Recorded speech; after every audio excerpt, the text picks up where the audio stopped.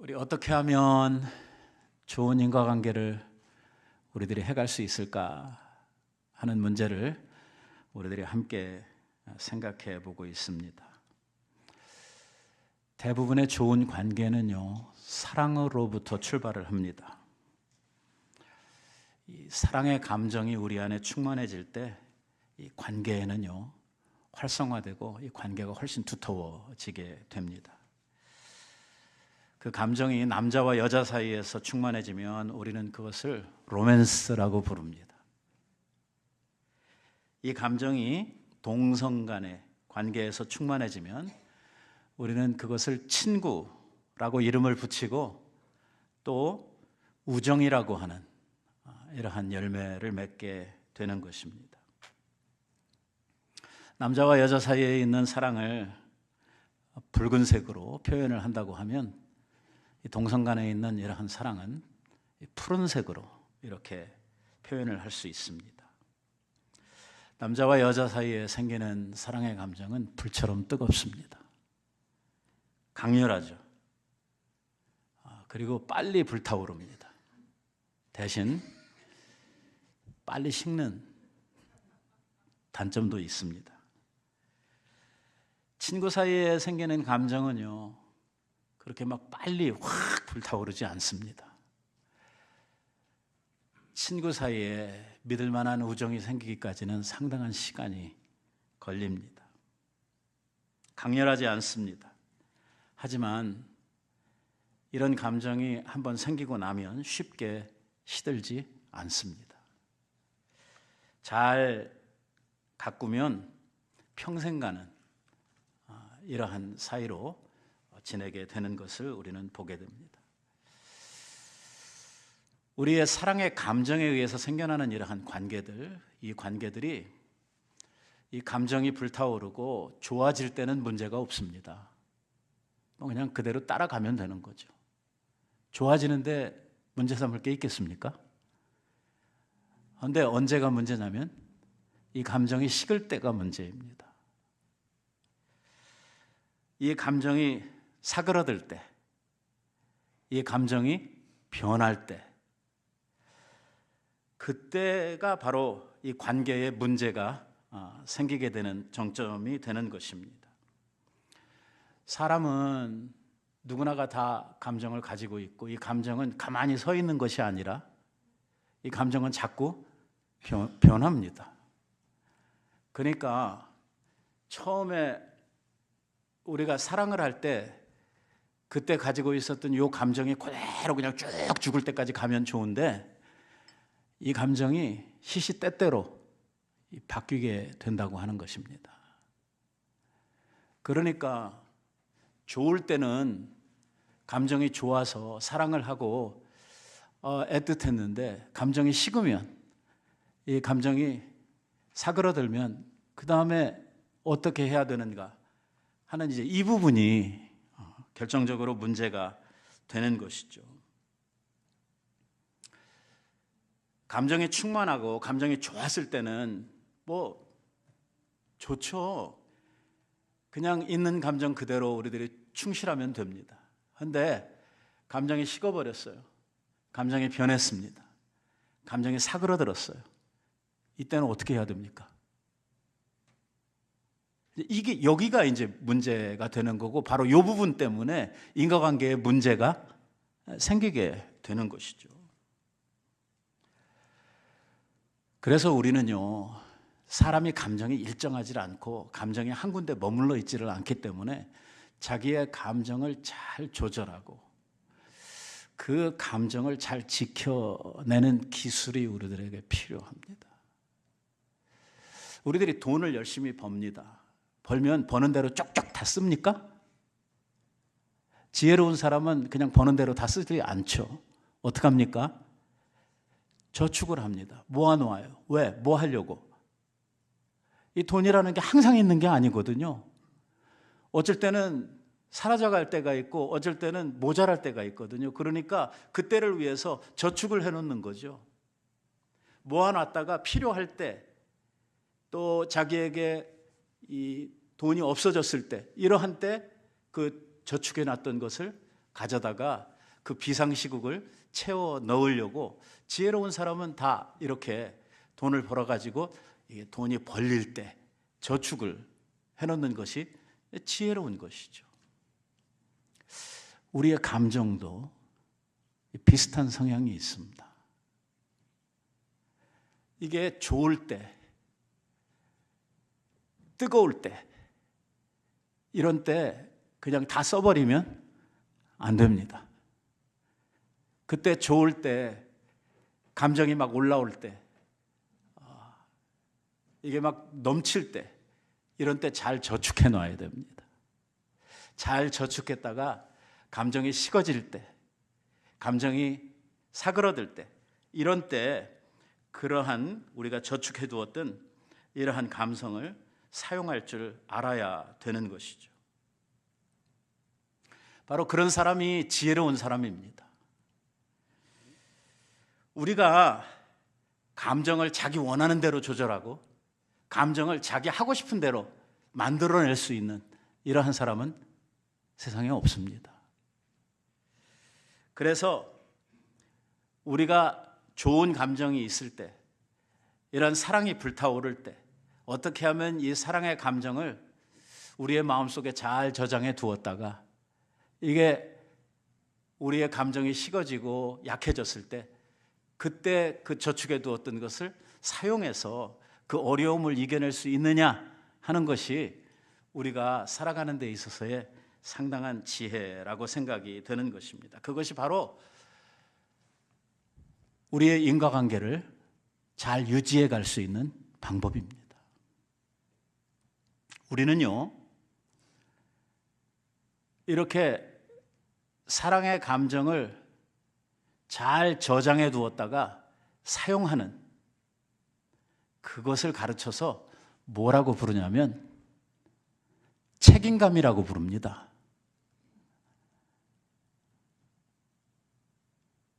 우리가 책임 있는 사랑을 하는 것, 이것이 우리 모두에게 있어서 얼마나 중요하고 얼마나 필요한 일인가 하는 것을 알 필요가 있습니다. 이게 대부분 보면은요, 좋았을 때는 문제가 없는데 문제가 악화되고 어떤 상황이 안 좋아지게 되면 그 상황 속에서 과거에 가지고 있었던 자기의 감정이나 관계에 있어서의 자기의 책임을 다하려고 하는 사람이 많지 않습니다. 사랑의 감정이 식어져 갈 때에, 사람들의 관계가 좀 안 좋아져 갈 때에는요, 어떤 문제에 대해서, 어떤 상황에 대해서 이것을 자기가 책임을 지려고 하는 것이 아니라 어떻게 합니까? 상대방에게 그 책임을 전가하려고 하는 것이 일반적인 사람들이 하는 일입니다. 그래서 서로가 책임 전가를 하다 보면 뭐가 일어납니까? 다툼이 일어나도록 되어 있습니다. 하여튼 네 잘못이라는 것입니다. 너 때문에 이렇게 됐다는 거죠. 이게요, 처음에는 사실관계를 가지고 책임 소재를 따지지만 이게 조금만 지나가고 나면 이제 사실과는 상관없이 어디로 가냐면 감정 싸움으로 가게 됩니다. 그래서 사소한 일로 시작한 이야기가 나중에는 네 아빠가 어쩌고 네 집안이 어쩌고 하면서 이제 이렇게 싸우게 되는 거죠. 이 모든 문제의 책임이 너희 조상들한테 있다고 이렇게 서로 책임을 전가하는 자리에까지 가도록 되어져 있는 것입니다. 자기 책임을 회피하고 남의 탓을 하기를 시작을 하면 그 관계가 좋아질 수가 없도록 되어 있는 거죠. 관계는 점점 더 악화되도록 되어져 있는 것입니다. 참 사랑은 상대방에 대해서 책임을 져주는 것이 사랑입니다. 사랑하기 때문에 책임을 지는 것입니다. 결국 관계가 깨지는 것은 무엇 때문이냐면 책임 있는 사랑을 하지 않기 때문에 관계가 깨지는 것입니다. 미숙한 사람들은 책임을 지려고 하지 않습니다. 책임의식보다는 순전히 자기 감정에 충실한 것입니다. 그래서 좋을 때는 좋다가 싫어지면 아무 생각 없이, 아무 책임감 없이 그냥 관계를 깨버리는 이러한 것으로 끝을 맺는 것이죠.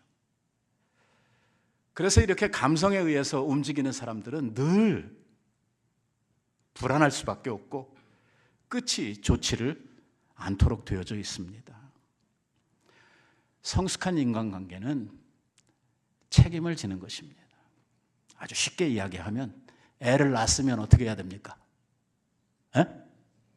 책임을 져야죠. 좋을 때 놔놓고 조금 힘들어지니까 내가 원해서 난 거 아니야. 이렇게 돼버리면 애 인생은 어떻게 되는 겁니까? 애들이 뭐 부탁해서 나온 거 아니지 않습니까? 아주 심각해지는 것이거든요. 우리가 삶을 살면서 사람들과의 인간관계를 해가는 과정 가운데 어려운 일이 생기면 꼭 남의 탓을 하는 사람들이 있습니다. 이런 사람들은 좋은 인간관계를 만들어갈 수 없는 사람들입니다. 어떤 문제가 생겼을 때에 그 문제에 대한 책임의식을 서로가 갖는 것이죠. 짐을 서로 지는 것입니다. 그것이 성경이 우리들에게 가르치고 있는 그리스도인의 행동의 논리입니다. 서로 짐을 지라는 것입니다. 내 짐은 아니에요. 하지만 사랑하기 때문에 남의 짐을 나누어 져주는 것입니다. 이것이 바로 사랑하는 사람들이 책임 있게 관계를 유지해가는 방법입니다. 우리가 지난 주일에 하나님께서 아담이 잠들었을 때에 뼈를 빼가지고 하와를 만들어 주시고 이 아담에게 혼자 지내는 것이 좋지 않으니 내가 같이 지낼 아내를 만들어 주겠다 해서 하와를 만들어 가지고 하와를 이 아담에게 데려오시는 이 장면 우리가 함께 생각을 했습니다. 그때 아담이요 진짜 엄청난 고백을 하죠. 하와를 보고 뭐라고 그랬어요? 내 뼈 중에 뼈요, 내 살 중에 살이다. 아마 이 말을 들었던 하와가 상당히 감동을 했을 것이라고 생각이 들어요. 야, 이만한 고백이 또 있을까? 할 정도로 아주 기가 막힌 사랑 고백을 했습니다. 그런데 말이에요, 오늘 읽은 말씀에 보니까 이게 지난주일에 생각했던 그때 상황하고 상당히 달라져 있는 모습을 우리가 보게 됩니다. 자신들이 했던 행동에 대해서 스스로 책임을 지는 것이 아니라 서로에게 책임을 전가하고 남의 탓을 하는 이러한 모습들이 오늘 우리가 읽은 본문 속에 나오고 있습니다. 사건의 발단은 아담과 하와가 하나님께서 금하신 금단의 열매, 이 선악과를 먹은 데로부터 이제 시작을 하게 됩니다. 그들은 선악과를 먹고 나서 하나님 앞에 큰 죄를 지은 것을 스스로 알게 되었습니다. 죄를 짓고 나니까 하나님 앞에 나서는 것이 이제 불안해진 것입니다. 벌써 하나님께서 가까이 계시는 것을 알고 동산 나무 가운데 숨었다고 이렇게 오늘 말씀이 우리들에게 가르치고 있습니다. 하나님께서 숨어있는 이 두 남녀를 찾으셔가지고 묻습니다. 왜 내가 먹지 말라고 한 그 열매를 먹었느냐라고 하나님께서 물으시죠. 아담이 대답을 하는데 뭐라고 대답을 하냐면 하나님이 주셔서 나와 함께 하신 이 여자, 그가 나무의 실과를 내게 주므로 내가 먹었나이다. 이렇게 대답을 합니다. 아담이 하는 말을 우리가 자세히 살펴보면 책임 전가를 하는데 누구한테 합니까? 내가 선악과를 먹은 것은 누구 때문입니다? 하와 때문입니다. 저 여자 때문이에요 라고 이야기를 하죠. 근데 거기에서 끝나질 않고 그 앞에요, 한 가지 전제가 더 붙어 있는데 뭐라고 그러냐면 하나님이 나한테 주신 저 여자. 누구 책임이야? 예. 먹긴 지가 먹어놓고 책임은 이제 하와를 거쳐서 하나님에게까지 그 책임 전가를 하게 됩니다. 그러니까 하나님이 그 말을 들으시고 하와한테 묻습니다. 하와한테 물으니까 하와가 뭐라고 대답을 합니까? 하나님이 여자에게 이르시되 내가 어찌하여 이렇게 하였느냐? 라고 물으니까 여자가 이르되 뱀이 나를 꿰므로 내가 먹었나이다. 누구에게 책임을 전가합니까? 뱀에게 책임을 전가합니다. 두 사람 모두 다 내가 먹었으니까 내 책임입니다. 내가 잘못했습니다. 하나님이 명하신 하나님의 명령을 어그렸습니다. 불순종했습니다. 이렇게 대답을 해야 되는 게 맞는 거잖아요. 그런데 자기 책임은 없어요. 잘못은 했는데 이건 내 책임 아니야. 이거는 저 여자 책임이고 저 뱀 때문이고 더 나아가서는 하나님 때문에 이렇게 된 거야. 이제 이렇게 핑계를 대고 있는 것이죠. 우리 속담에 핑계 없는 무덤 없다고 하는 말이 있는데요. 이 핑계처럼 오래된 역사를 가지고 있는 게 없는 것 같아요. 사람은 뭔가를 잘못하고 나서 자기의 잘못을 인정하는, 그리고 자기의 잘못에 대해서 책임을 지려고 하는 이러한 생각보다는 뭐가 항상 앞서게 되냐면 핑계거리를 참는 것이 항상 앞서게 됩니다. 말도 안 되는 핑계거리들을 가지고 핑계를 대는 것이 우리 사람들이고, 바로 이 아담과 하와가 이 오리발의 원조들입니다. 그때부터 있었어요. 그때부터. 참 오늘 이 남의 탓하고 이 책임을 전가하는 이것이 바로 관계를 얼만큼 악화시키고 책임질 줄 모르는 이러한 관계가 얼마나 이 인과관계를 망치고 있는가 하는 것을 우리들이 주의 깊게 봐야 합니다. 오늘 아담과 하와가 자기들이 하나님으로부터 받은 축복의 지위들, 하나님으로부터 받은 그 많은 그 은총들을 잃어버리게 되고 그 죄로 말미암아 인간사에 엄청난 고통과 아픔이 오게 되는, 슬픔이 오게 되는 이러한 원인이 바로 이 문제에 있다고 하는 사실을 우리가 주목해야 될 필요가 있습니다.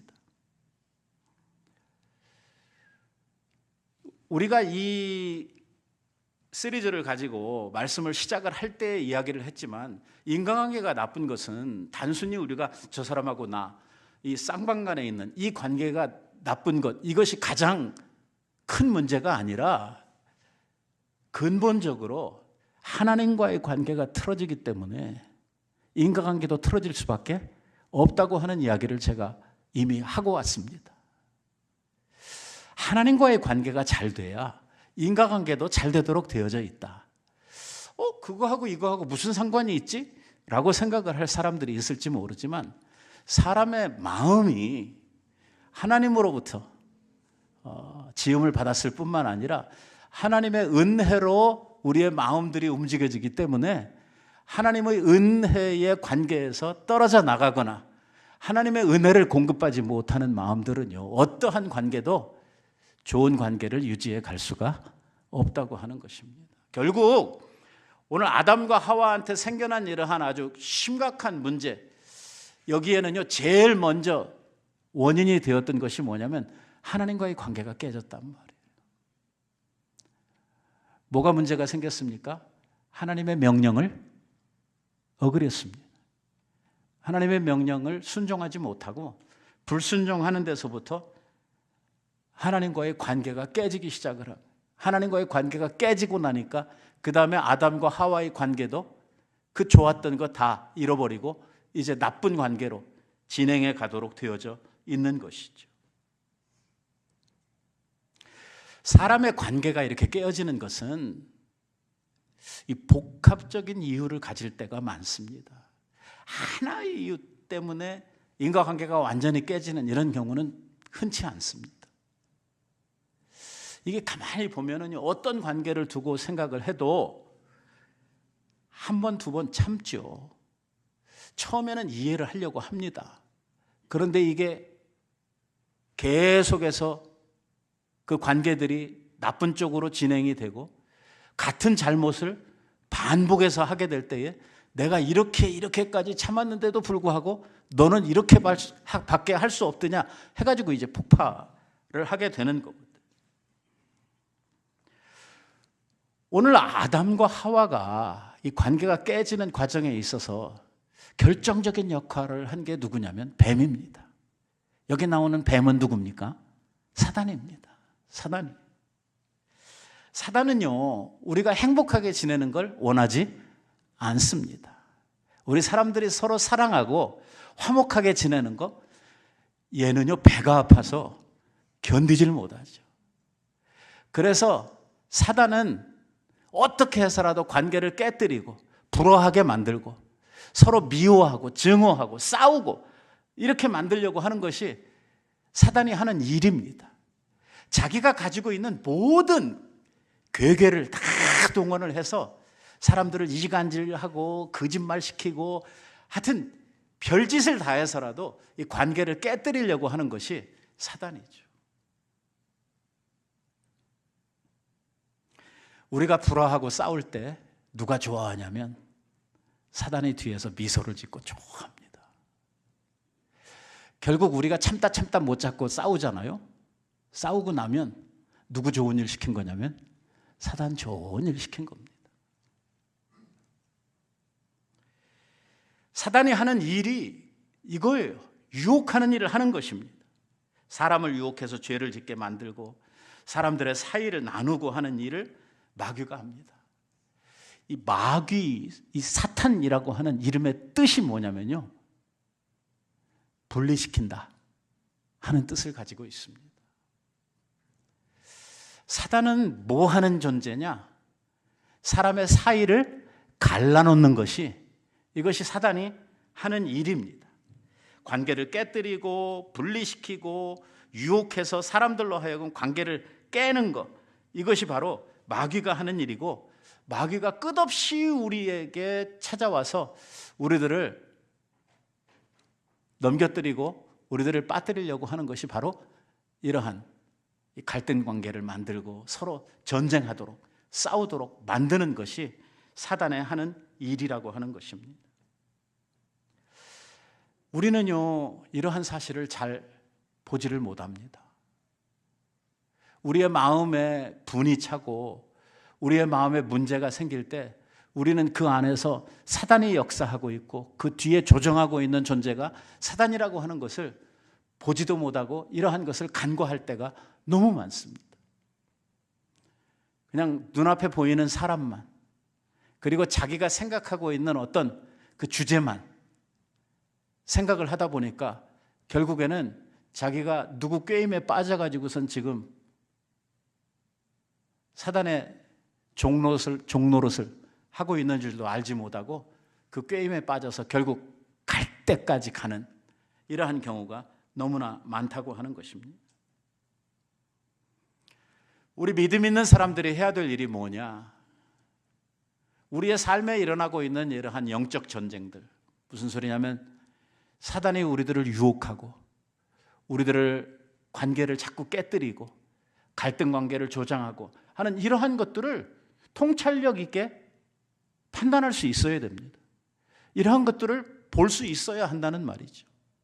그냥 세상 사람들이 보는 이러한 눈을 가지고만 세상을 보는 이게 아니라 하나님의 관점을 가지고 현실을 보고 오늘 문제를 볼 줄 아는, 적어도 우리는 하나님의 말씀을 통해서 하나님의 생각을 배워서 알고 있잖아요.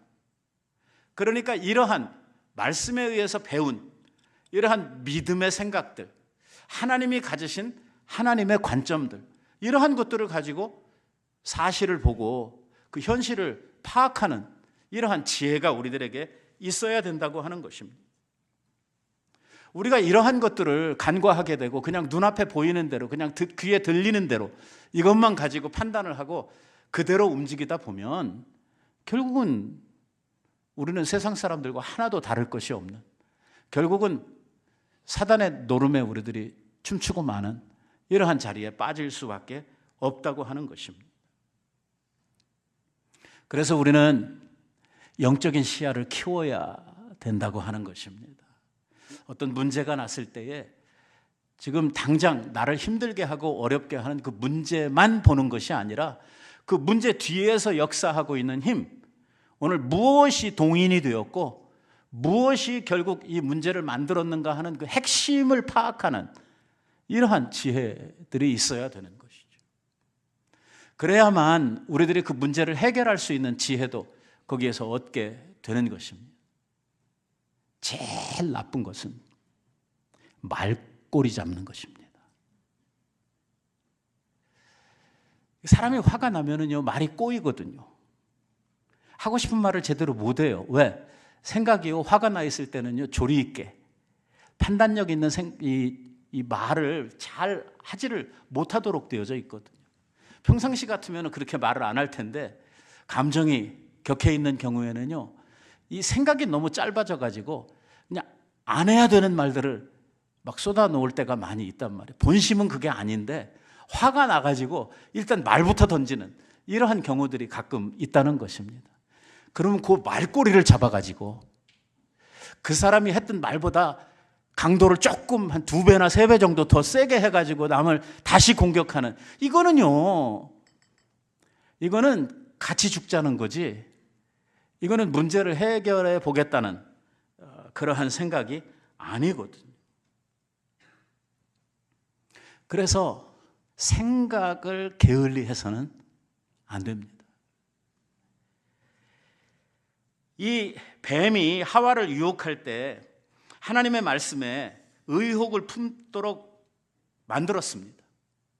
뱀이요, 하와에게 와서 했던 말을 가만히 살펴보면은요, 하나님의 말씀을 가져오긴 가져오는데 그대로 가져오는 것이 아니라 자기 나름대로 이렇게 막 요리를 해가지고 요리 틀고 저리 틀고 이렇게 해가지고 하나님 말씀 같기는 같은데 사실은 아닌 이런 형태로 이 하와를 유혹을 하거든요. 그런데 하와는요, 이러한 이 사단의 말, 뱀의 말을요, 좀 생각해보고 판단을 해보고 하나님이 하셨던 말씀과 비교해보고 뭐 이렇게 한 것이 아니라 사단이 이야기를 하니까 그냥 고지곳대로 그냥 자기 귀에 들리는 대로 그대로 받아가지고 행동을 하게 되는 이러한 자리에 나아가게 된 거죠. 쉽게 말하면 생각하지 않았다는 것입니다. 분석해보지도 않고 평가해보지도 않고 그냥 뱀이 자기 귀에 들려주는 대로 그대로 행동을 했다는 것이죠. 왜곡된 사단의 말을 그대로 믿었다는 것입니다. 대부분의 싸움은요, 어디서 생기냐면 일방적인 생각, 일방적인 판단, 한쪽만 위하는, 한쪽만 생각하는 이러한 데서부터 싸움이 시작이 되거든요. 왜? 불합리하단 말이에요. 쌍방간에 서로가 받는 이익이 있고 서로가 양보하는 면이 있어야 이해라고 하는 것을 만들어낼 텐데, 이거는 자기만 좋고 자기한테는 완전 불리한 이러한 이야기를 할 때 사람은 화가 나도록 되어져 있고 이것이 지나치면 결국은 싸움으로 가도록 되어져 있는 것이거든요. 이런 일방적인 생각, 또 일방적인 행동, 이러한 것들이 사람들에게 갈등과 이러한 싸움들을 만들기 때문에 우리는요, 좀 생각을 깊이 해야 될 필요가 있습니다. 어디로부터 꼬였는지, 뭐가 문제를 만들었는지 하는 이러한 것들을 깊이 생각해 볼 필요가 있는 것이죠. 그러니까 화부터 내는 것이 아니라 일단 생각부터 할 줄 알아야 된다고 하는 것입니다. 우리 관계가 좋아지려고 하면, 관계가 성숙해지려고 하면 우리의 생각하는 것이 성숙해야 합니다. 우리가 생각하는 거나 말하는 것, 이러한 것들이 성숙하지 못하면 결국 우리의 관계도 그렇게 성숙하지 못한 관계로 발전해 갈 수밖에 없다고 하는 것입니다. 아담과 하와가 근본적으로 이러한 자리에 나가게 된, 결국 아담과 하와가 선악과를 먹음으로 말미암아 하나님과의 언약 관계가 깨지게 되었고, 그 죄로 말미암아 온 세상에 뭐가 들어왔어요? 사망과 더불어서 죄로 말미암은 그 수많은 죄의 결과들이 들어오게 되었거든요. 엄청난 짓을 한 거예요. 그러고도 뭔 잘못을 했는지조차 모르고 왜 그랬냐고 물으시는 하나님의 질문에 왜 그랬는지 답은 안 하고 죄 때문에 그랬다고 핑계만 대는, 아담과 하와가 한번 생각해 보세요. 하나님께서 에덴 동산을 만들어서 아담과 하와에게 주시고 뭐라고 이야기를 하냐면, 여기 있는 모든 것들을 너희 임의대로 먹으라고 그랬어요. 에덴 동산에 도대체 뭐가 있었을까요? 야, 상상을 해보세요. 없는 거 없이 다 있었을 거 아니에요. 얼마나 먹을 게 많습니까? 그런데 왜 하필이면 먹지 말라고 그런 그 선악과를 따먹냐고. 아이, 목사님 원래 하지 말라 그러면요 더 하고 싶은 거거든. 그거는 죄로 말미암아 타락한 우리 죄인들의 마음이 그런 거고, 원래 하나님께서 그 하나님의 마음을 닮아 창조했던 아담에게는 그렇게 하지 말라 그러면 더 하고 싶은 이러한 죄성이 그에게는 없었거든요. 하나님께서 에덴 동산의 모든 과실들을 다 먹게 해주셨는데, 하나님께서 딱 하나 금하신 이것에 빠져든다고 하는 거 참 이해하기 쉽지 않은 이러한 일입니다. 결국 이 상태를 우리들이 생각해 보면, 자기가 가지고 있는 그 모든 하나님의 은혜의 산물들, 자기가 먹을 수 있는 수많은 채소와 과일들, 이러한 것에 만족하지를 못하고 결국은 하나님이 금하신 그것까지 먹으려고 하는 이러한 욕심이 작용을 한 것이거든요.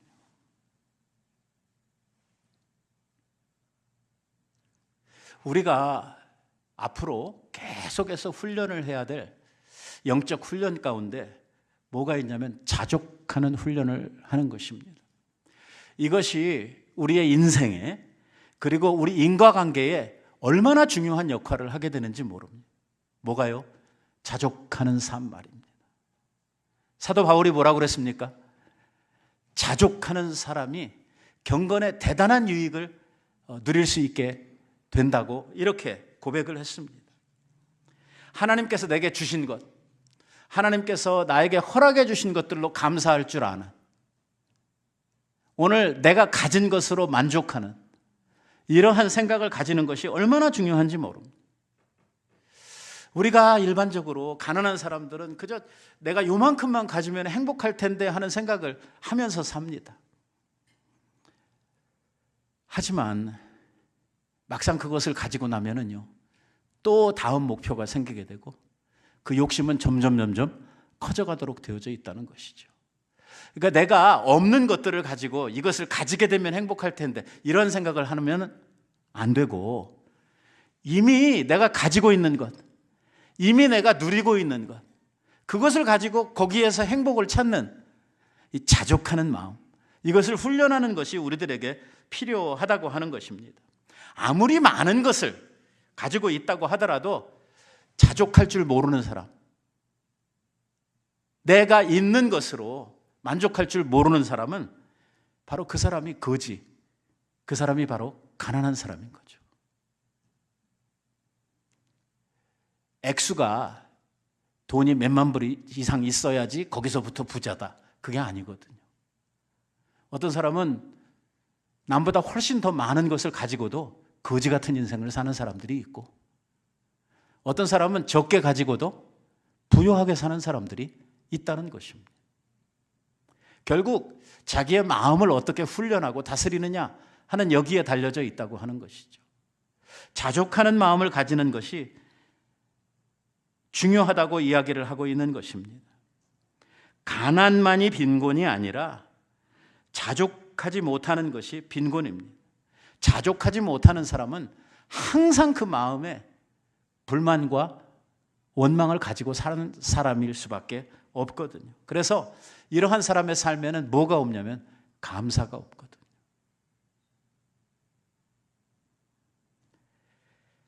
자신이 소유하고 있는 것이 얼마나 아름답고 축복되고 귀한 것인지 우리는 알아야 될 필요가 있습니다.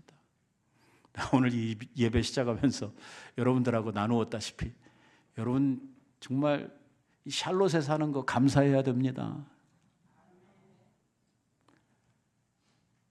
제가 여러 군데 다 다녀봐도요, 샬롯 같은 데가 없어요. 사람들이 가만히 물어보면 지 살고 있는 데가 제일 좋은 데라고 이렇게들 다들 말을 하더라고요. 물어보면 뉴욕에서 온 사람들은 뉴욕이 좋다고 하고, 야, 우리는 뉴욕 가면 이거 복잡하고, 아유, 이거 사람 살 때인가 싶은데 뉴욕에서 오신 분들은요, 뉴욕이 제일 좋대요. 또 LA에서 오신 분들은 LA가 제일 좋다고 또 이렇게 이야기를 합니다. 근데 제가 여기저기 이렇게 많이 다녀보니까요, 이 샬롯처럼 이렇게 사계절이 뚜렷하고 LA는요 사막이잖아요. 비가 안 와요. 나는 일기예보를 왜 하는지 이해가 안 가요. 맨날 똑같거든요. 그래도 일기예보는 매일 해요. 시간을 때우려고 그러는 건지 온도의 변화도 별로 없거든요. 어제하고 똑같습니다. 그러면 되는데. 여러분들 이곳저곳에 다녀보세요. 샬롯처럼 이렇게 살기 좋은 것이 어디에 있는지. 있는 것으로 감사하는 것. 얼마나 우리들에게 중요한 일입니까? 갖지 못한 것에 자꾸 관심을 가지고 남에게 있는 것을 자꾸 쳐다보는 사람. 무슨 심보를 가진 거냐면 도둑놈 심보를 가진 것입니다. 하나님이 이미 내게 주신 은혜가 족하다고 했습니다. 내게 있는 것으로 만족할 줄 아는 것, 이것이 바로 더 큰 은혜의 삶으로 나아가는 지름길이라고 말씀을 가르쳐 주고 있는 것입니다. 오늘 책임을 질 줄 모르는, 책임을 전가하는 이러한 삶에는요, 관계의 축복이 이루어질 수가 없습니다. 오늘 아담이 하와를 핑계하고 하와가 뱀을 핑계하고 하면서 자기의 책임을 회피하고 난 후에 결국 하나님으로부터 큰 형벌, 하나님으로부터 큰 저주를 받게 되는 것을 우리는 보게 됩니다. 저는 말씀을 묵상하면서 그런 생각을 해봅니다. 만약에 이때 잘못했습니다. 제가 하나님의 말씀을 어겼습니다. 이렇게 나왔으면 어떻게 됐을까?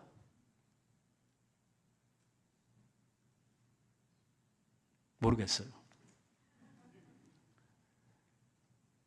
결국은 자기의 지은 죄에 대해서 책임지려고 하지 아니하고 이것을 회피하고 남의 탓하고 이랬던 아담과 하와에게 하나님의 엄청난 저주가 쏟아 부어지게 됩니다. 결국 그 일로 말미암아 모든 인류는 하나님의 지으신 그 에덴 동산에서 쫓겨나게 되었고, 그리고 우리 인간사의 모든 슬픔과 고통이 이 죄로 인해서 우리에게 찾아오게 되었습니다.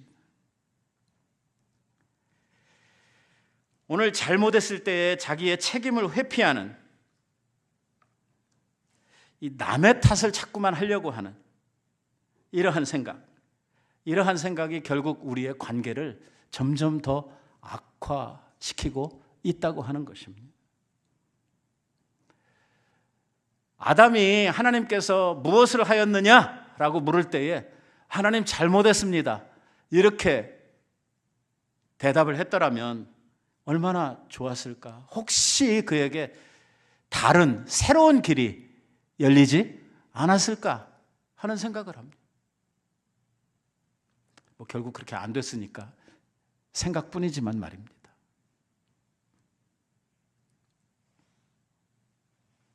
하여튼 우리도 보면 책임질 줄을 모르고 남의 탓하고 핑계를 하는 이러한 것이 습관처럼 되어버린 이러한 우리의 삶의 이 틀이 많습니다. 그러므로 말미암아 많은 관계들을 악화시키고 문제를 자꾸만 더 키워가는 이러한 일들이 얼마나 많습니까? 우리는 아담과 하와의 이 실수로부터 반드시 배워야 되는 것은 자기가 잘못한 것, 자기가 책임져야 할 것들은 스스로 책임을 져야 한다고 하는 이 엄연한 사실을 우리가 배우게 되는 것입니다. 어떤 사건이 발생을 했을 때, 문제가 생겼을 때에 이것을 올바르게 처리하기 위해서 자기의 책임 소재를 분명히 하고 책임질 줄 아는 이러한 인격이야말로 우리의 관계를 회복시키고 관계를 좋은 관계로 만들어갈 수 있는 이러한 기회가 되도록 되어져 있다는 것입니다. 여기 한 가지 중요한 일이 있습니다. 그게 뭐냐면 책임을 진다고 그러니까 남의 것까지 내가 책임지려고 하는, 이 책임을 너무 과하게 지려고 하시는 이러한 분들이 또 가끔 있습니다. 우리가요, 책임 이야기를 할 때 책임이라고 하는 것은 자기가 잘못한 것은 자기가 잘못으로, 남이 잘못한 것은 남이 잘못한 것으로 자기 책임 소재를 제대로 한다 하는 이러한 의미지, 남이 잘못한 것까지 내가 다 뒤집어 쓰는, 이게 책임지는 거 아닙니다. 남이 잘못한 문제까지 나한테 책임이 있다라고 생각하는 것은 잘못된 생각입니다.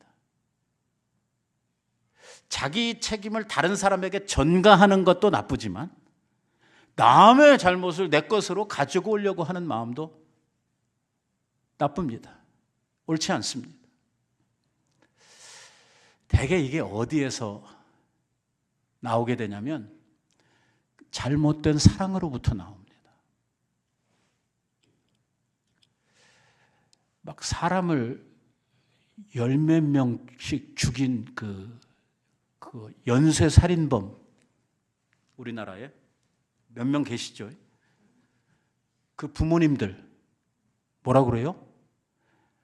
제가 애를 잘못 키워서 우리 애는 원래 착한데.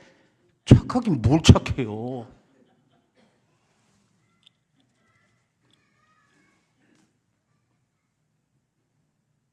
그릇된 사랑이죠. 분별력을 가져야 됩니다.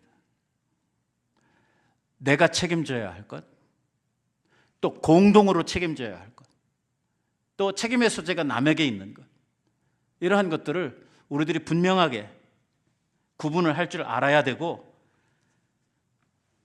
남의 것까지 내가 가져다가 책임을 지는 것은 책임을 짓는 이 온전한 인격이 아닙니다. 그리고 또 책임질 능력도 없으면서 입만 책임진다고 이야기하는 거, 이것도 문제입니다. 자기가 다 책임지겠다, 자기가 다 해결하겠다, 입으로는 그렇게 해놓고 그거 해결할 능력이 없어요.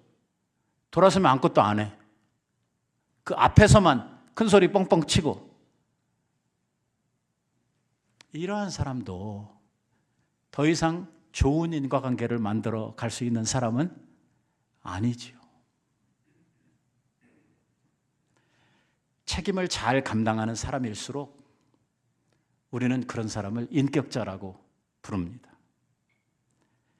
특히 지도자의 입장에 있는 사람들은 반드시 책임져야 할 것들을 책임질 수 있는 사람이어야 합니다. 왜냐하면 그는 자기 개인만을 위한 사람이 아니라 리더라고 하는 사람, 지도자라고 하는 사람들은 다른 사람들의 공익을 대표하는 사람이기 때문에 그렇습니다. 책임 있는 이러한 책임을 잘 감당하는 능력은 어디로부터 오냐면 사랑으로부터 온다고 하는 것입니다. 사랑에는 남을 위해서 희생하려고 하는 이러한 마음이 들어져 있기 때문입니다. 그래서 남을 위해서 희생하려고 하는 생각을 가지는 사랑이야말로 그 어떤 문제를 책임 있게 해결하려고 하는 이러한 행동으로 나타나도록 되어져 있는 것입니다. 바로 이것이 성숙한 사랑입니다. 우리가 관계가 성숙해지기 위해서는 인격적으로 성숙해져야 되고, 그리고 온전한 인격을 가진 사람은 자기의 일들에 대해서 책임질 줄 아는 사람이어야 된다고 하는 것입니다. 여러분, 우리가 교회 생활을 하다 보면은요, 많은 이해관계들이 생겨나게 됩니다. 우리가 갖고 있는 직분에 따라서, 또 우리가 때때로 맡고 있는 교회 일들에 따라서 많은 이해관계들이 생겨나게 되죠. 이러한 이해관계들에 대해서 책임 있는 행동을 하는 것, 이것이 우리의 교회의 인과관계를 좋게 만드는 것입니다. 일을 해야 되는 사람이 일을 안 하고 농땡이 칠 때, 일을 안 해야 되는 사람이 자꾸 하겠다고 나설 때, 이게 다 문제를 만들거든요. 여러분, 제가 설교를 하면서 이렇게 너무 좋게 이야기를 하니까 이게 교회에 어떤 문제를 만드는지 잘 이해가 안 되실 수 있어요. 교회에서 책임을 맡은 사람이 그 책임을 감당하지 않게 되면 그 사람이 그 일을 안 함으로 말미암아 그 일이 제대로 안 되어져 가고 문제가 생기는 문제도 있지만, 그 사람이 자리를 맡고 이 일을 안 하기 때문에 딴 사람이 할 수도 없도록 막아버리는, 이중적으로 문제를 만드는 이러한 일이 있단 말이에요. 때때로는 또 교회에서 내가 다 하겠다고 나서는 분이 있어요. 내가 다 하겠다. 이것도 내가 저것도 내가 막 다 내가 하겠다. 아니에요. 교회는요, 자기가 해야 될 일이 있죠. 왜? 사도 바울이 이야기한 대로 눈은 눈으로, 코는 코로, 입은 입으로 해야 될 일이 있잖아요. 자기 일을 하는 거죠. 그럴 때에 건강한 몸을 유지할 수 있게 되는 것입니다.